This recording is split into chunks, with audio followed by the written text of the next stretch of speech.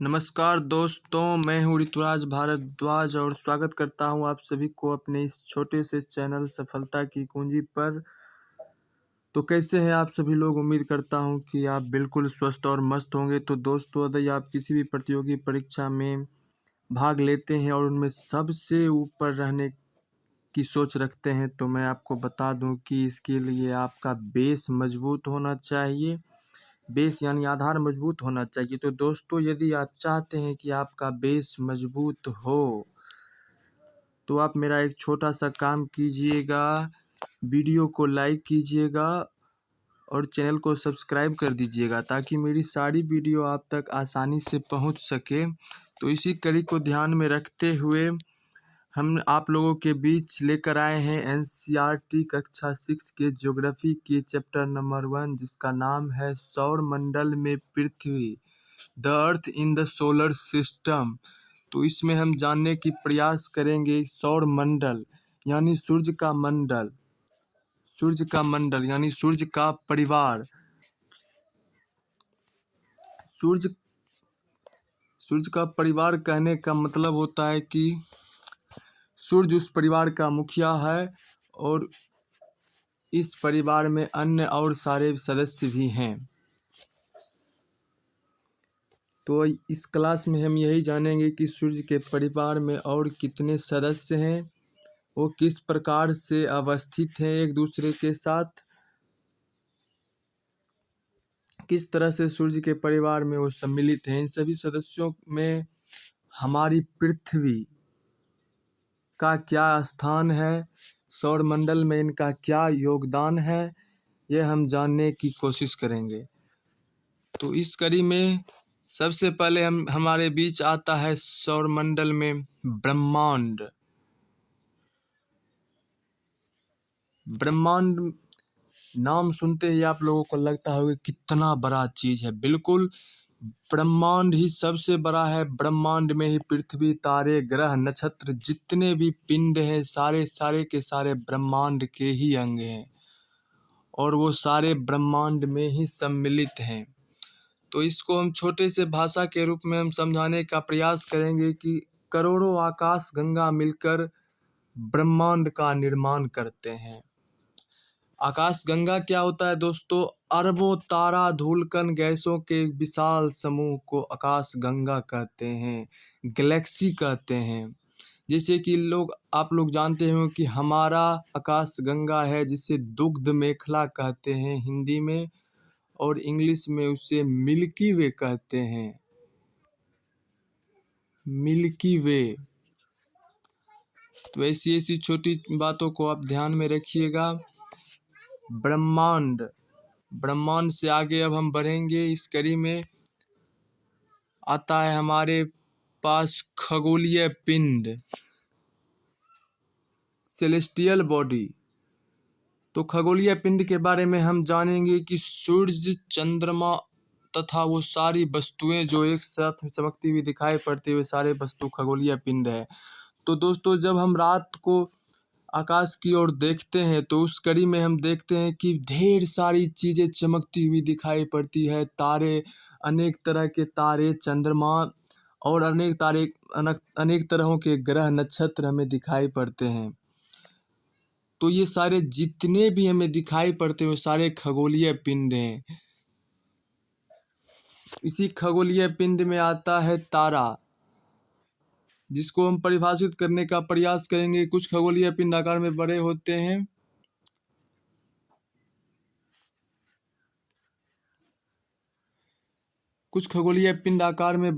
हैं, तथा उनके पास अत्यधिक मात्रा में ऊष्मा तथा प्रकाश होता है, जिसे वो निरंतर उत्सर्जित करते रहते हैं। अर्थात ये खगोलीय पिंड सबसे बड़े होते हैं आकार में, और उनके पास खुद की ऊष्मा होती है तथा प्रकाश होती है, जिसे वो निरंतर उत्सर्जित करते रहते हैं और इसीलिए वो चमकते हुए दिखाई पड़ते हैं। जैसे कि हमारा सूर्य भी एक तारा है, जिसे हम आसानी से तारे को समझ सकते हैं। तारों के समूह को तारा मंडल कहते हैं, नॉर्मल सी बात है, आप लोग जानते ही होंगे। इसके बाद आता है ग्रह। ग्रह क्या है दोस्तों? प्लैनेट्स। ये ऐसे होते हैं जिनके पास अपना खुद का प्रकाश नहीं होता है, वो निश्चित वृत्ताकार पथ में किसी तारे के चक्कर लगाते रहे। जैसे तारा इस तरह से होता है, वो तो तारों के चारों तरफ चक्कर लगाते रहते हैं इस तरह से। इसे प्लैनेट्स कहते हैं। इसके बाद इस प्लैनेट्स में ही एक छोटा सा शब्द आता है, इसे बौना ग्रह कहते हैं, ड्वार्फ प्लैनेट। मतलब ये ग्रह छोटे होते हैं, जो ग्रहों के नियम का पालन नहीं करते हैं, वो इसके नियमों का उल्लंघन करते हैं, उसे बौना ग्रह या ड्वार्फ प्लैनेट कहते हैं। सौर मंडल। अब हम जानेंगे कि सौर मंडल क्या है। सूर्य के मंडल को सौर मंडल कहते हैं। इसमें सूर्य, 8 ग्रह, उपग्रह और कुछ अन्य आकाशीय पिंड मिलकर सौर मंडल का निर्माण करते हैं। The sun, 8 planets, satellites and some other celestial body known as solar system। English वाले बच्चों के लिए भी है। हमने कोशिश किया है कि उन्हें भी दिक्कत नहीं होनी चाहिए।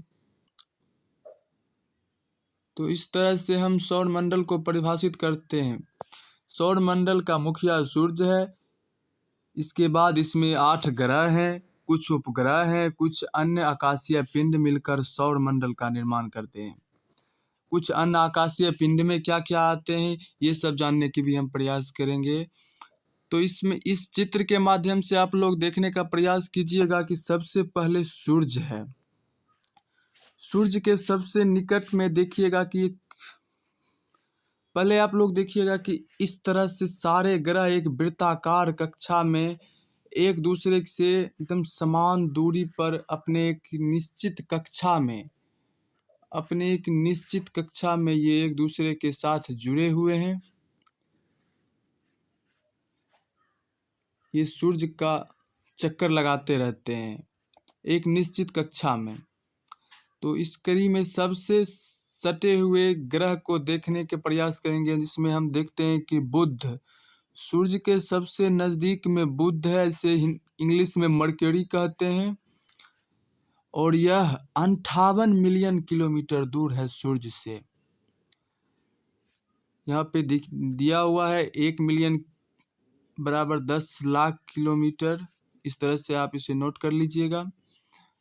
बुध, मरकरी जो कि सूर्य के सबसे निकट है, उसके बाद आता है शुक्र, जिसे वीनस कहते हैं। उसके बाद आती है तीसरे नंबर पर हमारी पृथ्वी और चौथे नंबर पर मंगल। मंगल ग्रह के बाद एक छोटी सी पट्टी होती है, जिसे क्षुद्र ग्रह की पट्टी कहते हैं। क्षुद्र ग्रह, इनमें छोटे छोटे क्षुद्र ग्रह टाइप के क्षुद्र ग्रह क्या होता है हम आप लोगों को इस वीडियो में आगे बताएंगे। इसके बाद आता है हमारा सबसे बड़ा ग्रह, big planet, largest planet, Brihaspati, Jupiter जिसे कहते हैं। जुपिटर यह 778 मिलियन किलोमीटर दूर है हमारी सूर्य से। इसके बाद आता है शनि, सैटर्न जिसे बोलते हैं। इसके बाद आता है यूरेनस, नेपच्यून। इस तरह से 8 ग्रह हैं जो सूर्य के सौर मंडल में आते हैं। हम 8 ग्रहों को एक एक करके जानने का प्रयास करेंगे। ये सारे आठों ग्रह अपनी अपनी कक्षा में सूर्य के चारों ओर चक्कर लगाते रहते हैं। ये गुरुत्वाकर्षण बल के द्वारा एक दूसरे से दूर होते हैं एवं कभी एक दूसरे से टकराते नहीं हैं। इसका कारण यही होता है कि दोनों एक दूसरे को अपनी गुरुत्वाकर्षण बल के द्वारा खींचते रहते हैं, जिससे वो एक दूसरे से काफ़ी दूर में रहते हैं।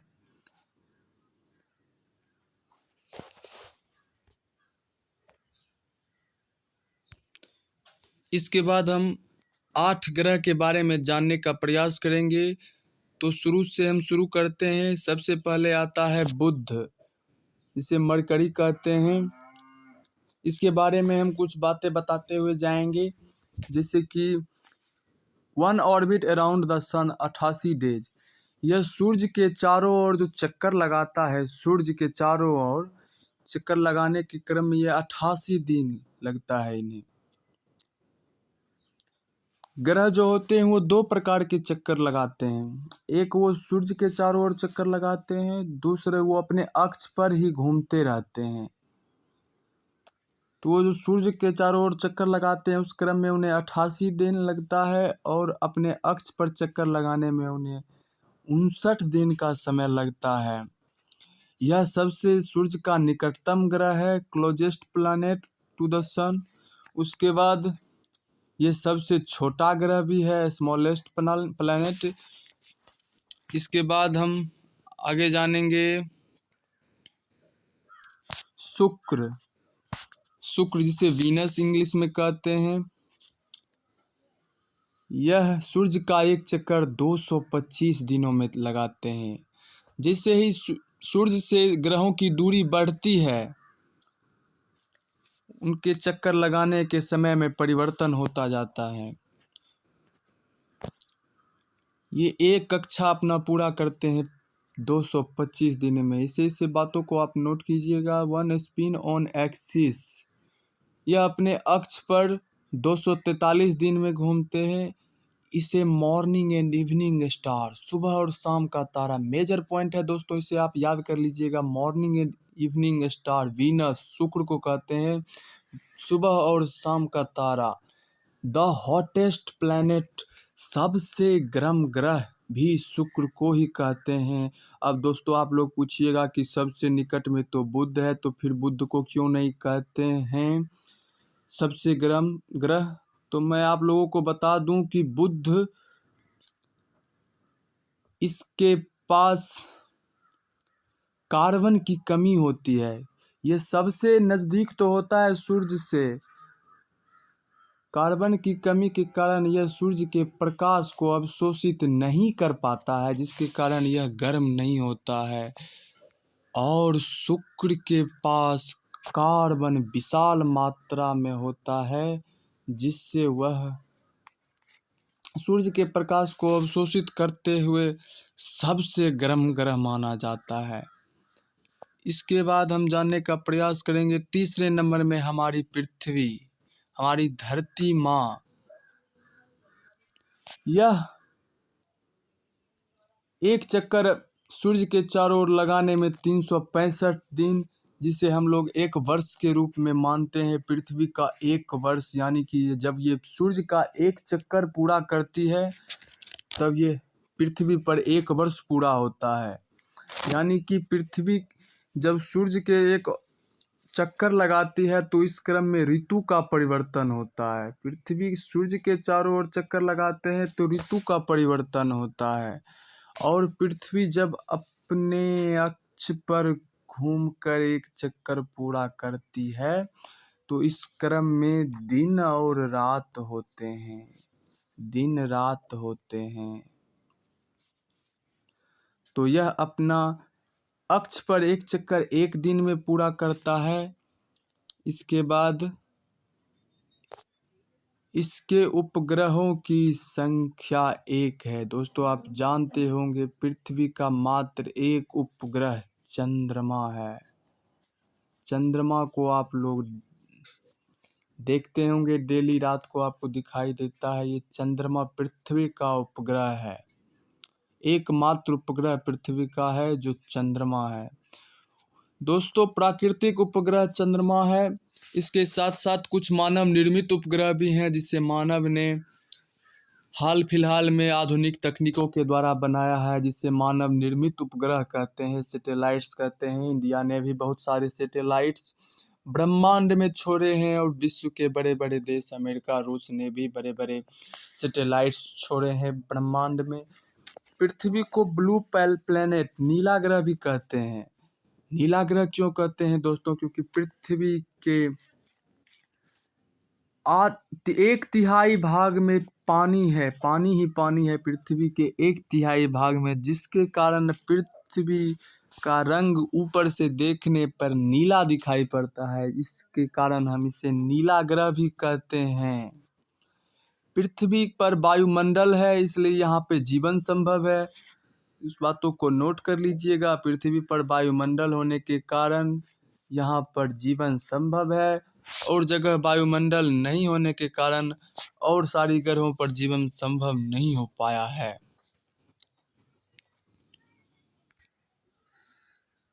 दोस्तों पृथ्वी के बाद आता है हमारा ग्रह मंगल।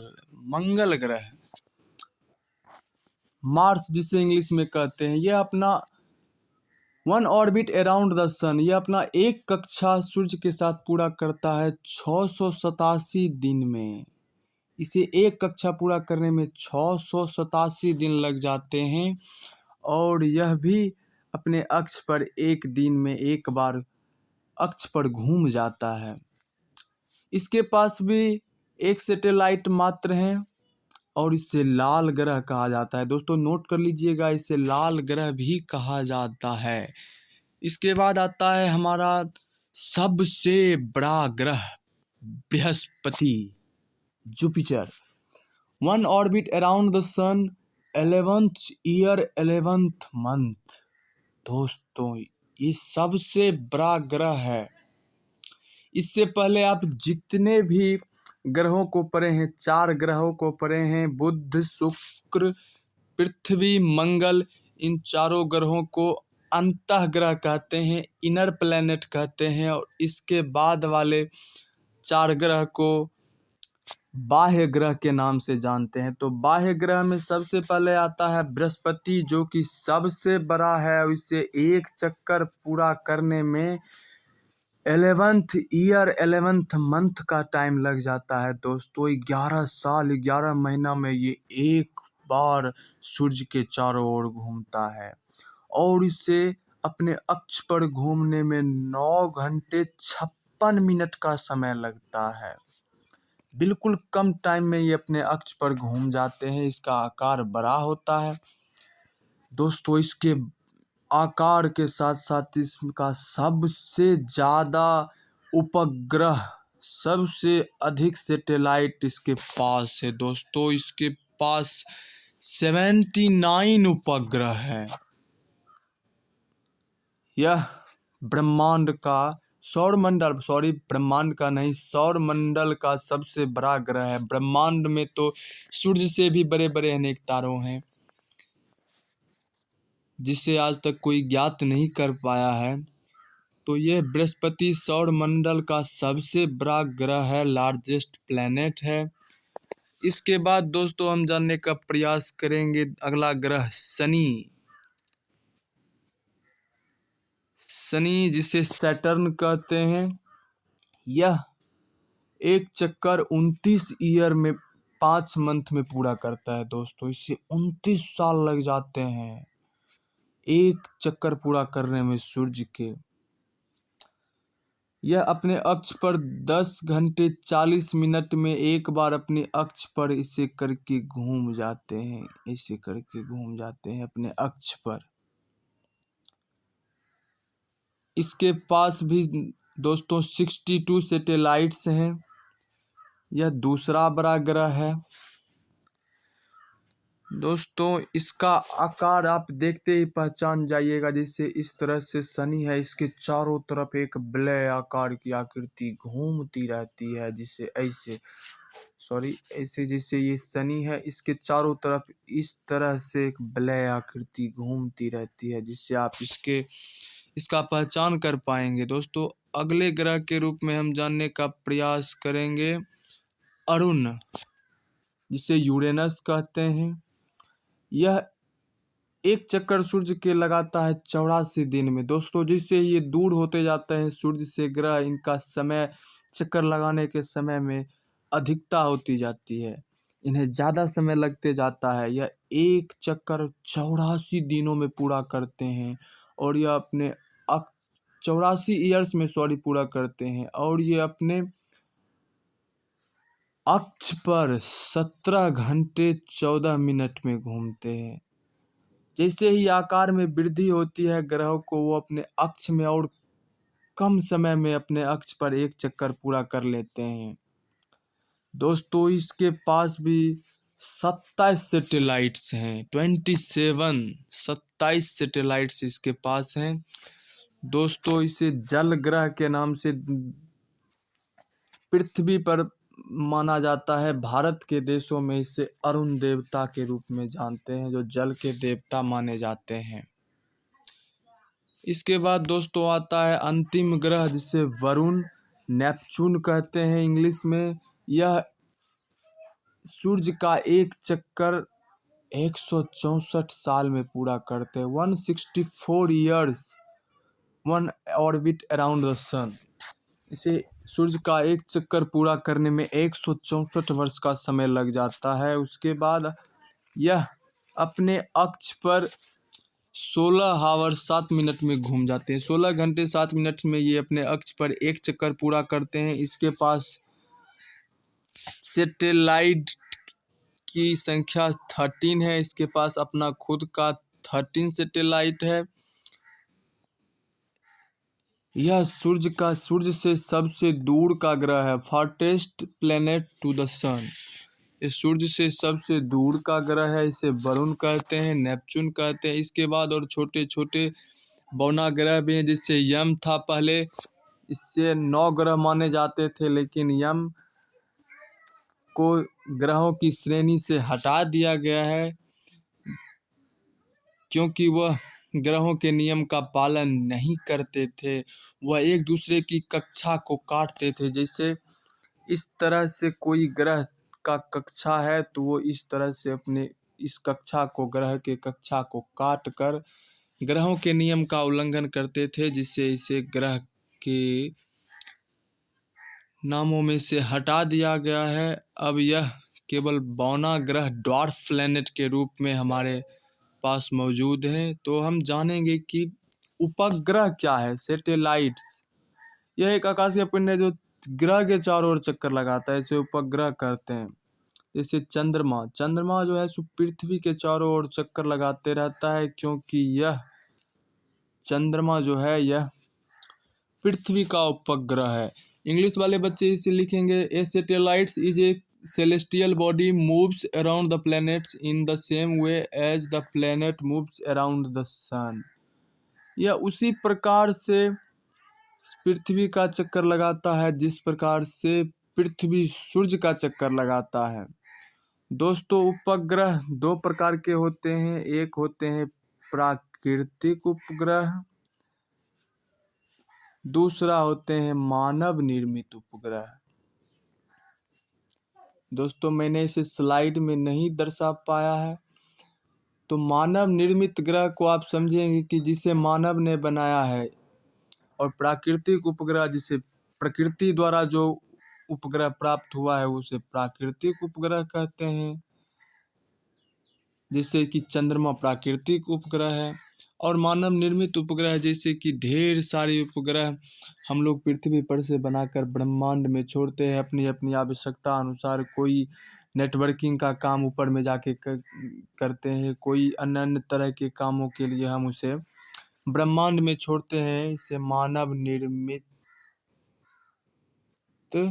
उपग्रह कहते हैं। दोस्तों, छोटी छोटी बातें हैं, इन्हें आप लोग ध्यान में रखिएगा। इसके बाद आते हैं क्षुद्र ग्रह। ग्रह उपग्रह के अलावा अन्य खगोलीय परियों सूर्य के चारों चक्कर लगे क्षुद्र ग्रह कहते हैं। दोस्तों, मैंने आपको पहले भी बताया कि सूर्य के परिवार में ग्रह उपग्रह के अलावा और छोटी छोटी सारी पिंड होते हैं जो सूर्य के चारों ओर चक्कर लगाते रहते हैं, जिसे क्षुद्र ग्रह कहते हैं, एस्टेरॉइड्स कहते हैं। ये मंगल और बृहस्पति के बीच में पाए जाते हैं।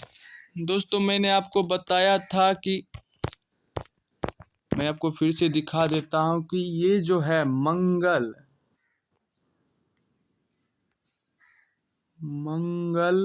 और ये बृहस्पति, इन दोनों के बीच का ये जो भाग है, ये एक क्षुद्र ग्रह की पट्टी के नाम से जाना जाता है, जिसमें सिर्फ और सिर्फ क्षुद्र ग्रह भरे हुए होते हैं।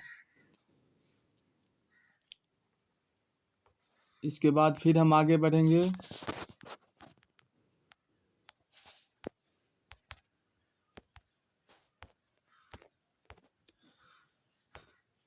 तो दोस्तों, क्षुद्र ग्रह में आता है उल्का पिंड। अंतरिक्ष में पाए जाने वाले धूलकण मिलकर उल्का पिंड का जो छोटे छोटे कण एक दूसरे से मिलकर उल्का पिंड का निर्माण करते हैं, और वही उल्का पिंड जब किसी आग के गोले की तरह किसी ग्रह की ओर तेजी से बढ़ता हुआ जाता है तो उसे उल्का कहते हैं। यह बहुत बहुत सालों में हमें दिखाई पड़ता है, इसे उल्का कहते हैं। तो दोस्तों, ऐसी ऐसी जानकारी के लिए हमें सब्सक्राइब कीजिएगा, वीडियो अच्छा लगे तो लाइक कीजिएगा। दोस्तों, मिलते हैं अगली वीडियो में फिर से। Bye bye.